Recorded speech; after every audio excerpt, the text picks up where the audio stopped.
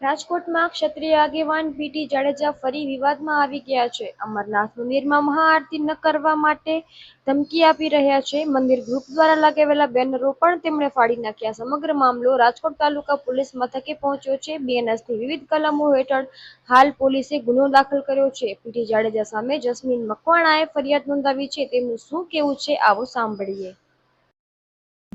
અમારા છોકરાઓ આજના યુવાન બધે બીજા શોખ કરતો એની બદલે આરતી કરે છે અહીંયા, બરોબર છે, મહાઆરતી કરે છે. 1000 થી 1200 માણસ પ્રસાદ લે છે અને અમરનાથ નામનું એક યુવા ગ્રુપ ચલાવે છે, બરોબર છે. તો બાપુ આવીને કે આરતી નહીં કરવાની, આરતી કરી તો ટાંટિયા ભાંગી નાખશું. ઓલા એવા અમારા જસ્મીનભાઈ છે ને એને ધમકી આપી ફોન ઉપર. અને તો કયા બાપુ આવે છે? પીટી જાડેજા બાપુ. અને અહીંયા એમનું શું અસ્તિત્વ શું છે આ મંદિરમાં? એ અસ્તિત્વમાં એવું કહે છે કે હું પ્રમુખ છું, પણ હકીકતમાં પ્રમુખ નથી. આ ટ્રસ્ટ ફાજલ થઈ ગયું. 2007 થી ટ્રસ્ટ ફાજલ થઈ ગયેલું છે.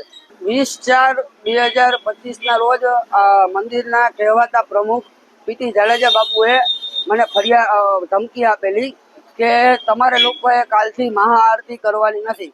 અમે 30/9/2024 થી આ દર સોમવારે મહાઆરતીનું આયોજન કરતા હોય છે અને એમાં હજારો લોકો પ્રસાદનો લાભ લેતા હોય છે અને આરતીનો લાભ લેતા હોય છે.